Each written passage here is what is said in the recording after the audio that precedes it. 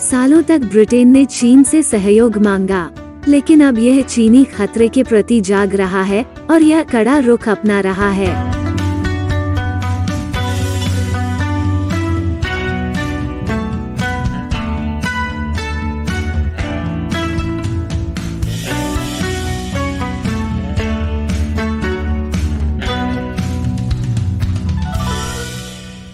आपका स्वागत है। मैं शैली झांग हूँ। वर्षों से यूके ने सोचा कि चीनी कम्युनिस्ट पार्टी के साथ काम करना एक अच्छा विचार है।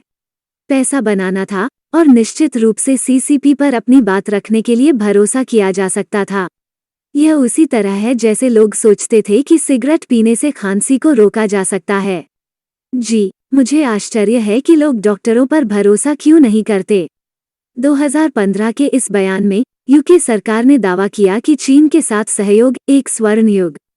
मुझे लगता है कि जीत जीत सहयोग में यूके की संसद में घुसपैठ करना शामिल है, वैज्ञानिक अनुसंधान का दोहन, बौद्धिक संपदा की चोरी और पूर्व ब्रिटिश उपनिवेश हांगकांग पर अत्याचार। आपके अचानक लेकिन अपरिहार्य विश्वासघात पर लानत है। स्पष्ट रूप से सिगरेट करते हैं लोगों को खांसी, और चीन भी करता है। इस बहुत खराब ट्रैक रिकॉर्ड के बावजूद ब्रिटेन के निवर्तमान प्रधानमंत्री बोरिस जॉनसन वर्षों से चीन समर्थक नीतियों पर जोर दे रहे थे। वो अनजाने में खुद को सिनोफाइल कहता है। इसका मतलब है कि वो चीनी संस्कृति के शौकीन हैं। जॉनसन खुद को यह कहते हैं। मैं वास्तव में यह नहीं समझता कि यह कैसे तारीफ है। मुझे यह सिर्फ डरावना लगता है। क्या एक वीबू को खुद को जापान फाइल कहने पर गर्व होगा?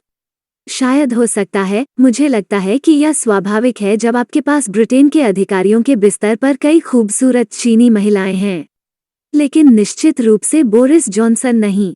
उसे लगता है कि उसे महिलाओं को वीडवेकर से पीटना है, जिसका इस्तेमाल वो अपने बालों में कंघी करने के लिए करता है। 2020 की शुरुआत में जॉनसन ने अमेरिकी राष्ट्रपति डोनाल्ड ट्रंप की भी अवहेलना की और चीनी राज्य द्वारा संचालित कंपनी हुआवेई को ब्रिटेन के 5G नेटवर्क को विकसित करने के लिए हरी झंडी दे दी। इसने कई सुरक्षा चिंताओं को जन्म दिया, विशेष रूप से साझा खुफिया के साथ।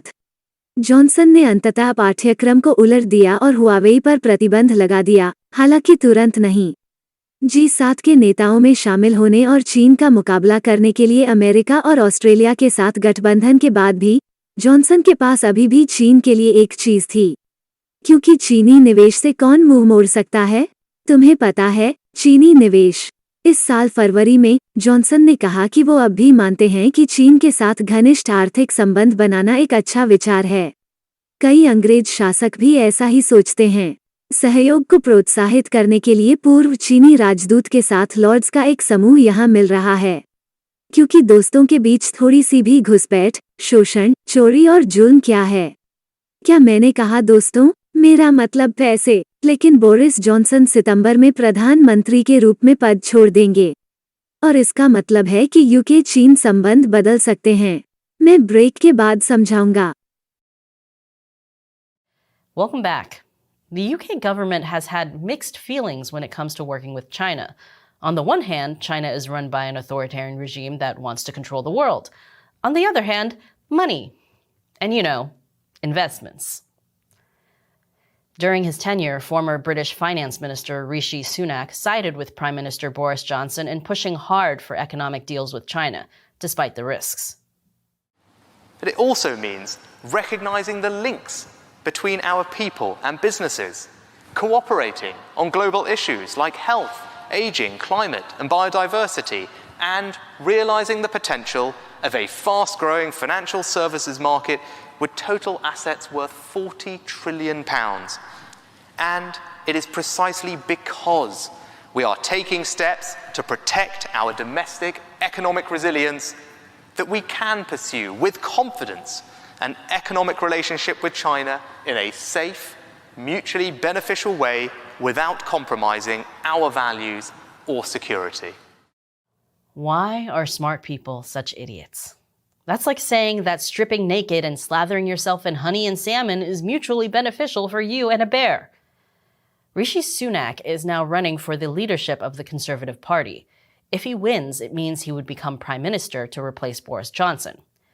Chinese state-run media, the Global Times, called Sunak the one candidate with a pragmatic view of developing balanced ties with China.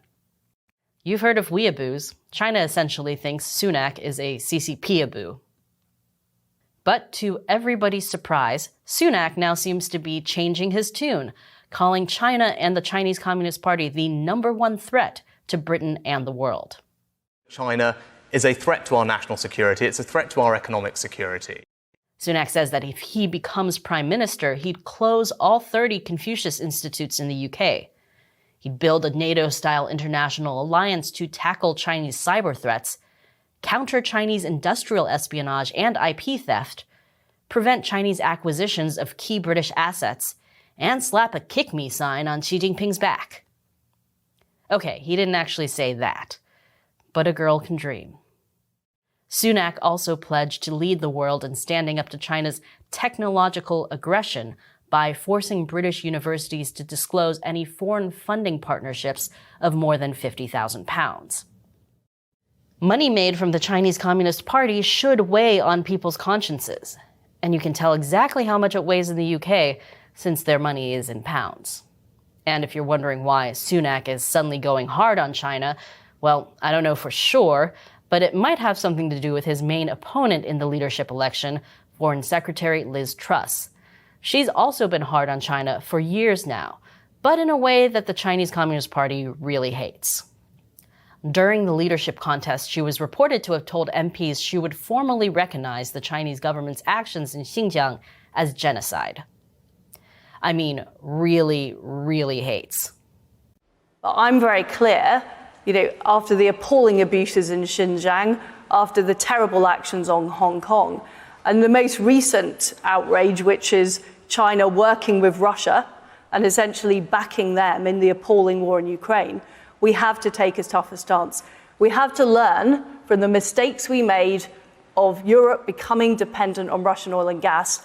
We cannot allow that to happen with China, and freedom is a price worth paying. Learning from your mistakes? Taking a moral stand? Choosing freedom over profit? Wow, she's never going to make it in politics. Truss has also said the UK should crack down on Chinese-owned companies like TikTok. And she said that the West should do more to make sure Taiwan can defend itself against China. The Chinese Communist Party obviously didn't like British politicians making what they're calling irresponsible remarks.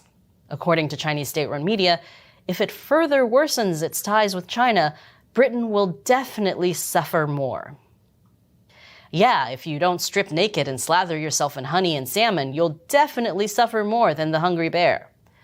So both of the main candidates running to lead the UK's Conservative Party are taking a tough stance on China, and it's part of a larger trend in the country. Laws have been tightened to make it harder for foreign firms, including those from China, to buy British businesses in sensitive sectors such as defense, energy, and transport. This includes blocking a Chinese company from acquiring smart camera technology from the University of Manchester. And according to the head of MI5, MI5 is now running 7 times as many investigations related to the activities of the Chinese Communist Party compared to 2018. Now, the political atmosphere is causing thousands of UK companies to cut ties with China. According to the Confederation of British Industries Director General, every company that I speak to at the moment is engaged in rethinking their supply chains because they anticipate that our politicians will inevitably accelerate toward a decoupled world from China. Okay, so British companies aren't pulling out of China because of the slave labor or the genocide or the threats of invading Taiwan. They're leaving because they anticipate UK politicians will make them leave. Not great, but still better than slathering themselves in honey and salmon. But the biggest question here is whether Sunak or Truss wins the leadership vote, will they actually follow through on standing up to the Chinese Communist Party? For example, The Times got a hold of some leaked documents that showed Rishi Sunak was trying to sign a new economic agreement with China this year that would deepen trade links between the two countries. Now, Sunak's spokesperson claims he deserves credit for canceling the deal, but I'm a little skeptical here. Meanwhile, UK companies reacted to the news of the leaked deal by buying more honey and salmon, just in case. And now it's time for me to answer a question from a fan of the show who supports China Uncensored on the crowdfunding website Patreon or the exclusive social media platform Locals. Joseph Fox asks on Patreon, "Hey, I always love your videos and I really enjoy the lack of ads you show." That's not on purpose, Joseph. It seems like China, now a world power, doesn't play by the international standards. Why haven't countries done more than give mild complaints? It would seem like wealthy democracies would be okay with politicians divesting from China and into more emerging democracies. Well, Joseph, it really comes down to money. 20 years ago, when China was still an emerging market, companies around the world were drooling over getting a piece of it. And wealthy countries managed to pump so much money into the Chinese regime that we all became pretty dependent on China economically. The good news is that some countries are finally wising up and doing what you suggest, which is now being called friendshoring. The idea of pulling out of authoritarian regimes like China and working with other countries that respect international law. But even now, some experts say friendshoring is a bad idea, especially because China will try to retaliate against countries that do it. But if the rest of the world doesn't stop giving the Chinese Communist Party economic power, this is a problem that never gets solved and only gets worse. But there's another issue that's more fundamental, too. For years, liberal democracies refused to see what the Chinese Communist Party really is, an expansionist authoritarian regime. They wanted to believe that China was just a normal country that, deep down inside wanted to follow the rules as long as other countries gave them the chance.